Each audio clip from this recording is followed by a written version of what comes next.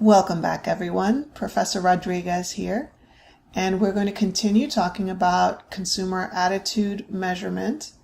And in this video, the focus is on using the multi-attribute attitude model to create favorable attitudes, to diagnose what aspect of the consumer's attitudes we need to focus on in order to create favorable attitudes.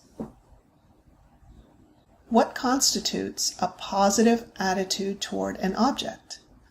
Based on the Fishbein multi-attribute model, a positive attitude consists of two features: beliefs that the product possesses desirable attributes and beliefs that the product lacks undesirable attributes. So we will focus on these two elements of creating a positive attitude toward our brand. First, creating a favorable attitude. Thinking about the multi-attribute attitude model formula, the two main elements are B and E, the belief ratings and the evaluation ratings. So to create a favorable attitude, both of these should be positive for any given salient attribute. So if the attribute is evaluated positively, then the belief that your product possesses that attribute should be positive. In this example shown here, the Lipton brand of tea shows that there are several positively evaluated attributes that the brand does indeed possess. That it is great tasting and it naturally contains antioxidants.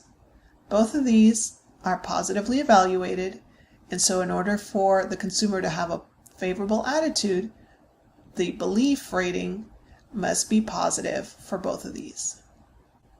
Next, you will view a portion of a new ad that currently is new for Taco Bell. And so I want you to think about what favorable attribute beliefs does this Taco Bell ad for its new cheesy nacho fries communicate? Promise me no more open mic nights. Call you back. The taste of you I could never replace. Excuse me. What was that? You have a real gift, kid. Don't waste it. I'm just a nobody, okay? You're wrong. You're a star. We're rolling. Come on, kid. The melt of your cheese brought me to my knees. That's the best jingle I ever heard. I just like singing about Mexican spices. 'Cause you're the love of my life.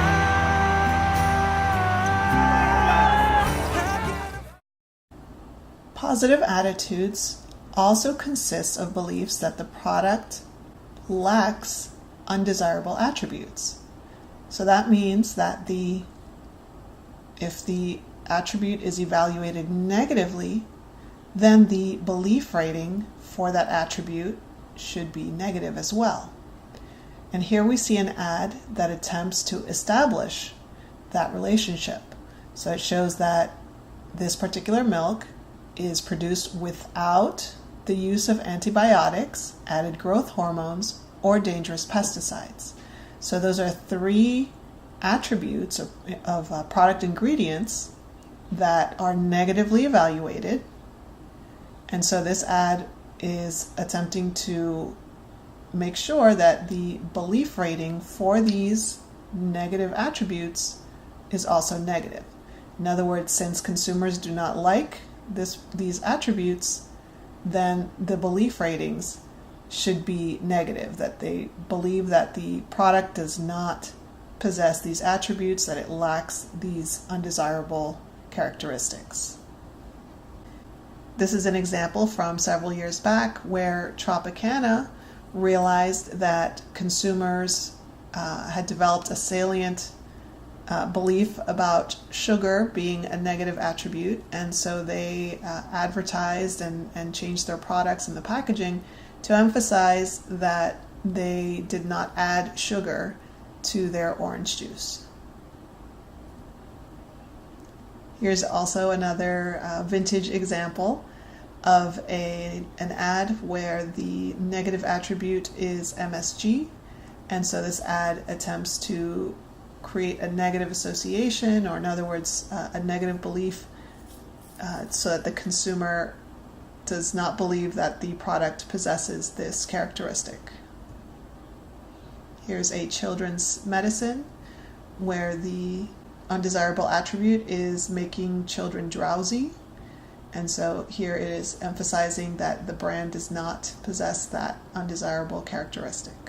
For homemakers and people who bake and use their ovens, a negative undesirable attribute is fumes in a product that cleans ovens. And so this is emphasizing that this product does not possess an undesirable attribute, which is fumes.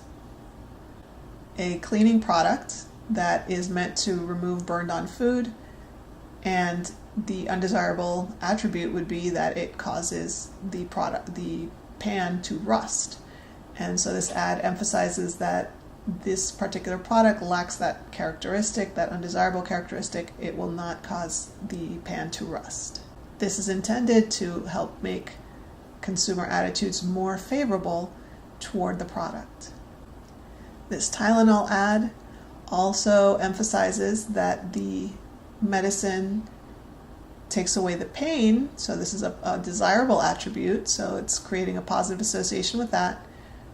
But there's a negative attribute, an undesirable attribute, which is stomach damage. And so it's emphasizing that this product lacks that undesirable attribute. Changing consumers' attitudes. Here are a few real examples of brands that recognized that they needed to change consumers' attitudes. One is Jiffy Lube. This is a study that revealed that cable television providers had to overcome a strong negative image that consumers had of their service and their service providers. You may be able to relate to that. So in changing consumers' attitudes, one method of doing that is to change the belief ratings themselves, or the beliefs. So Girl Scouts, many years back, they updated their image by changing the uniforms to be more appealing to teens. And the goal there is to change beliefs among teenagers about unattractive uniforms that the Girl Scouts have to wear.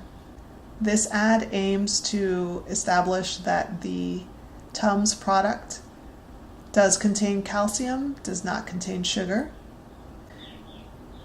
And Winn-Dixie, for many years, has been trying to revamp its image of being old, tired, and dirty by giving its stores a makeover.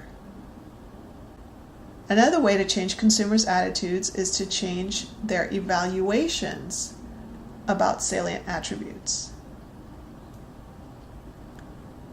In this case, this particular mouthwash ad is trying to change how consumers feel about the alcohol that many mouthwashes contain.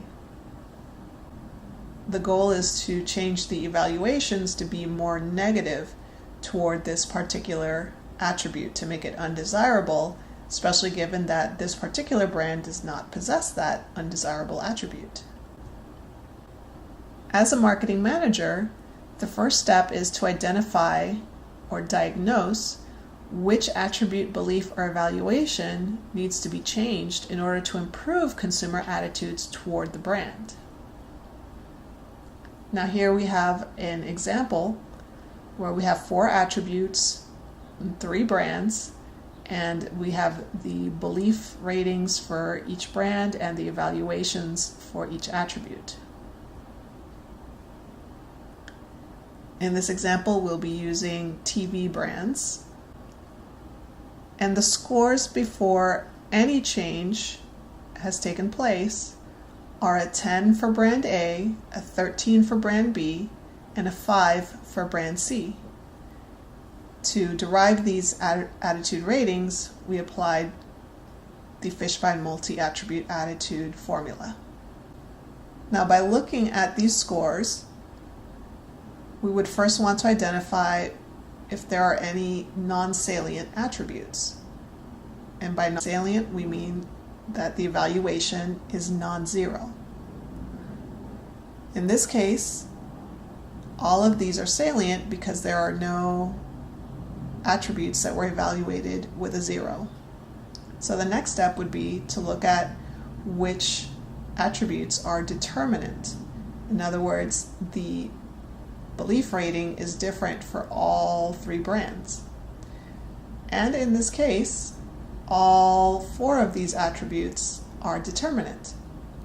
So now we need to determine what impact a given attitude change tactic would have on consumer scores toward our brand, brand A, and possibly, if we were to focus on changing evaluations toward attributes, then that could impact how consumers feel, their attitude toward the competing brands as well. The first strategy that we're going to look at is changing how consumers evaluate the attribute of price or expensive price.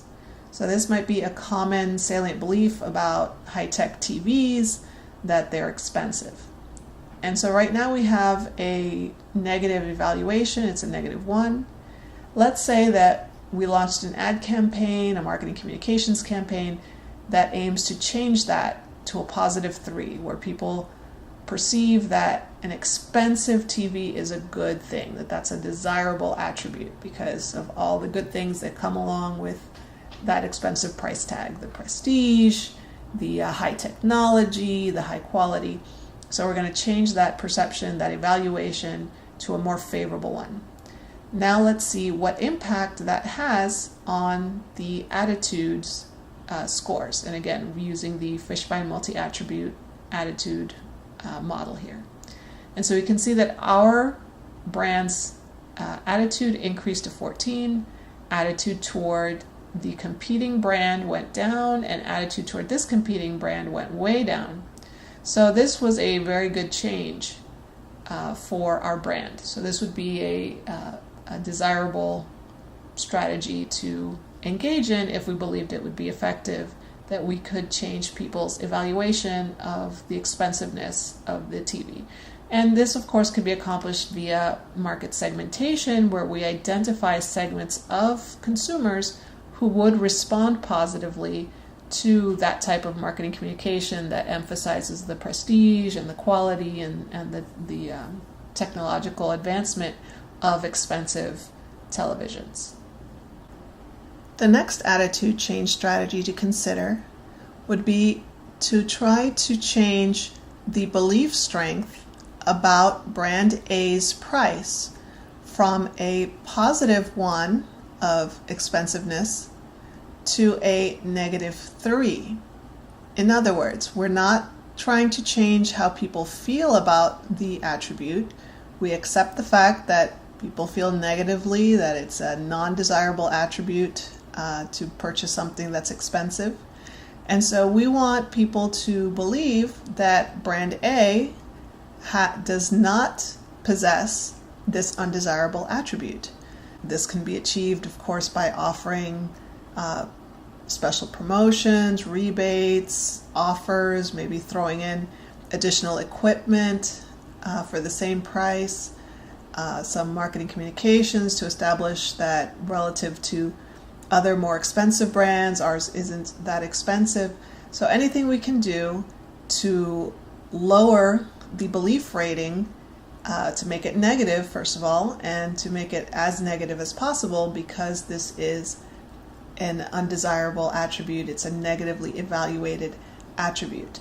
And so in this particular example, if we would succeed in changing the belief rating from a +1 to a -3, then the impact on the attitude towards brand A, it would increase from a 10 to a 14. And because we are only influencing the belief rating for our brand, this does not change the attitudes towards the competing brands. So we would, in essence, improve our attitude rating, and then that would put us ahead of the competition.